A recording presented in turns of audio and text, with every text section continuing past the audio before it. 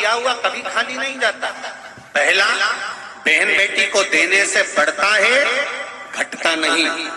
दूसरा, गौ माता को देने से बढ़ता है, घटता नहीं। और तीसरा, संत ब्राह्मण को देने से बढ़ता है, घटता नहीं।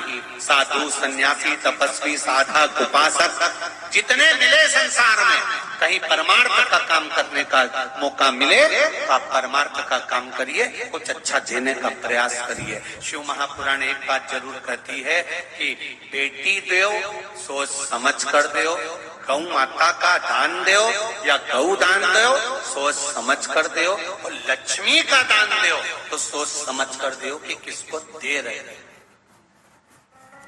किसको प्रदान कर रहे हो, आपको देखना पड़ेगा।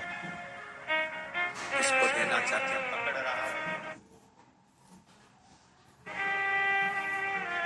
किसको दे रहे हो वो स्मरण करना चाहिए। किसी ऐसे भिखारी के कटोरे में पैसा मत डाल देना जो लेकर गया और मदिरा पान में लगा दिया, वैश्यावृत्ति में लगा दिया, जुए में लगा दिया, गलत काम में लगा दिया। लक्ष्मी भी दो।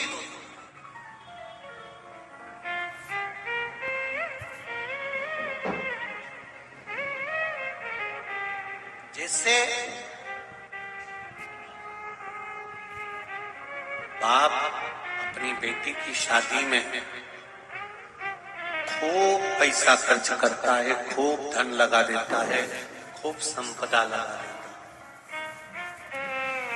और बेटी की शादी में पैसा लगाया, धन लगाया, खूब खर्चा करा, लाखों रुपया, और बेटी विवाह कर कर गई। 20 दिन बाद मालूम पड़ा कि लड़के के साथ, जिस लड़के के साथ बेटी को ब्याया है, वो लड़का तो मदिरा पीता है, नशा करता है, शराब। रात को 2-2, 3-3 बजे तक घर नहीं आता, यहाँ वहां घूमता रहता है, बेटी का सम्मान नहीं करता, अपमान करता है, गालियां देता है। अब ससुर ने सामान दिया, जब विवाह करा तो नाक का भी दिया, कान का भी दिया, गले का दिया, हाथ का दिया, पांव का दिया, कपड़े दिए, सारे शरीर का सामान जो देना था दिया। उसके बाद में मकान में रखने के लिए sofa set, fridge, cooler, washing machine, dressing सब दिया, बर्तन भांडे, फ्रिज सब दिया, कूलर वूलर सब दिया, पूरा घर भरा गया। पेटी में कपड़े, रकम से पेटी भरा गई। बाप अपनी बेटी को सारा सामान दिया, खूब दिया। अब 15 दिन बाद मालूम पड़ा कि लड़का शराबी है, लड़का बेकार है, सम्मान नहीं करता, गालियां देता है, लात से मारता है, 2-2 बजे तक नहीं आता, पीकर पड़ा रहता है। तो 1 महीने बाद वो जमाई जब घर में आया तो अब ससुर 1 रुपया भी देगा उसको? अरे बोलो तो जम के जरा, देगा उसको ऐसे जमाई को?